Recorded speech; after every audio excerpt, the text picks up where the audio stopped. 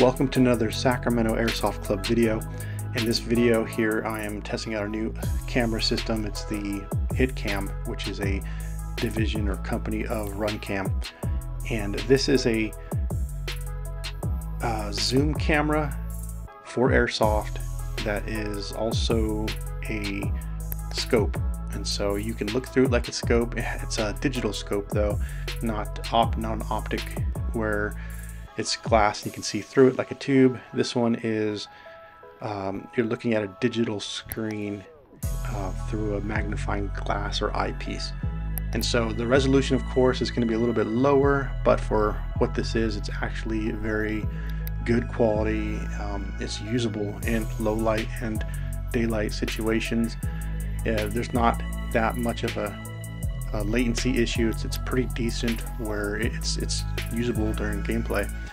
And so I'm going to try this one out and see how this works in my videos. In these clips here, I'm testing out the different features: day mode, night mode, green mode, and I'm also testing out the manual zoom right here, and also testing out the manual focus, which are two things you have to learn how to use during gameplay in the field, on top of aperture if it's a low light or daylight situation. And so if you are making airsoft content and you are trying to get the best image and video footage, this is the way to go. You have the manual adjustments that you can use for fine-tuning to get the right type of focus and the right type of image quality. And these clips here are showing these different resolution settings at different slow motion speeds. And that's important because if you're doing airsoft, you want to really see in slow motion the BB traveling smoothly rather than being choppy. And so that's what I'm doing here, is testing these frame rates out to see what is going to be the best resolution and frame rate for recording airsoft.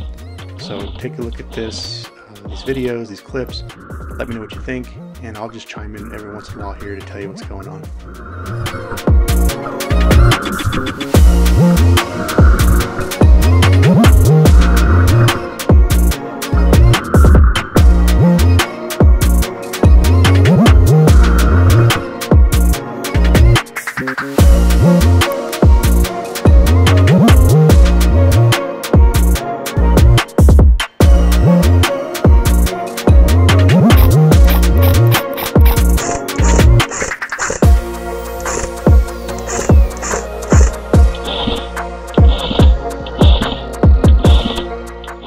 So as you can see here from these clips, it looks like 1080p at 90 frames per second is going to be the best setting for airsoft for this camera, in my opinion.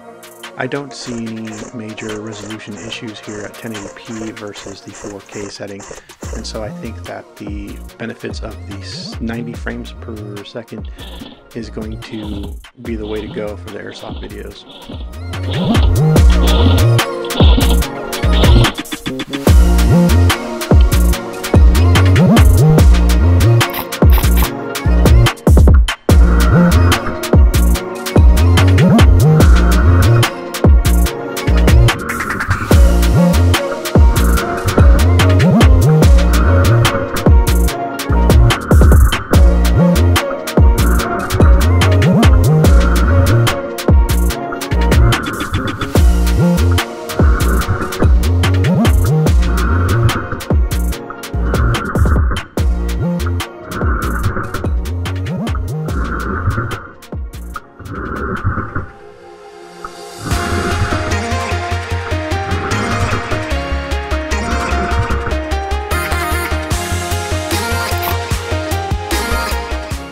In these clips here, I am testing out the low light recording functions of this camera, and this setting here is with just the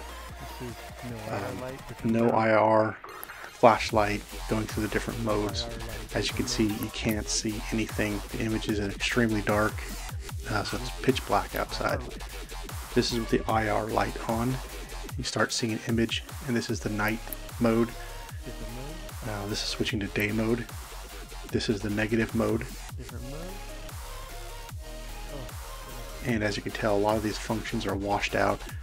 Really the best images is going to be on the night mode with the IR light on. And after I made that determination, the rest of this footage shows all night mode with the IR light on.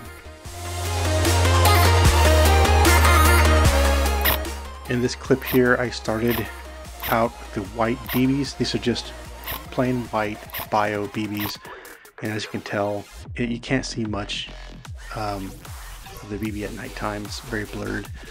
And with these white BBs, I'm shooting a couple shots in each mode, and you can't really see anything at all in the other modes. They're very washed out. But night mode's gonna be the best mode. You can kind of see a blur of the BB. And after this, I try using the tracer BBs. I have much better luck.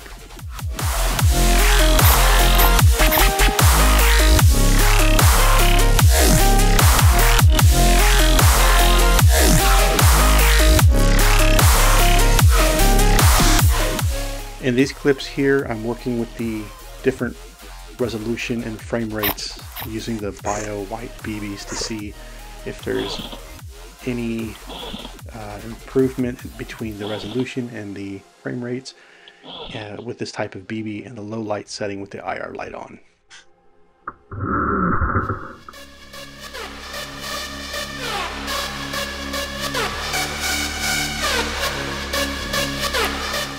So for the remaining videos, I switched over to tracer BBs, and that's a much better BB for low light conditions with an IR light. This seems to work out pretty good.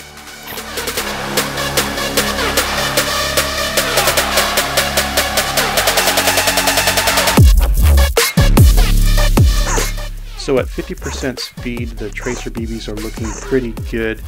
I don't see a lot of choppiness here or blurring. And at 25% speed, tracers look pretty good. 10%, you see a little bit of choppiness there, but it's still very usable. So overall, 1080p at 90 frames per second with the IR light and tracer BBs works pretty good.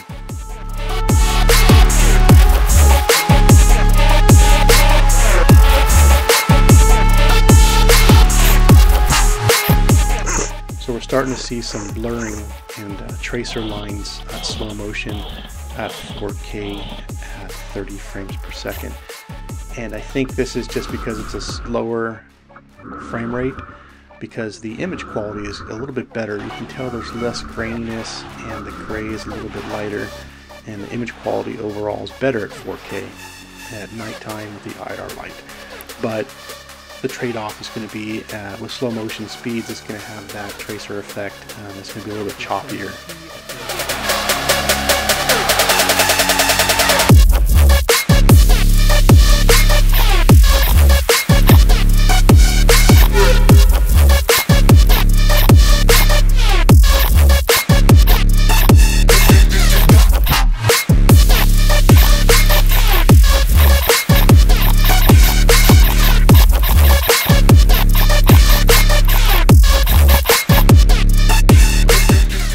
These last video clips here are just a side-by-side comparison. The first one is the 4K setting and the 1080p setting side by side, so you can see the tracer effect and the frame rate and smoothness between the two settings.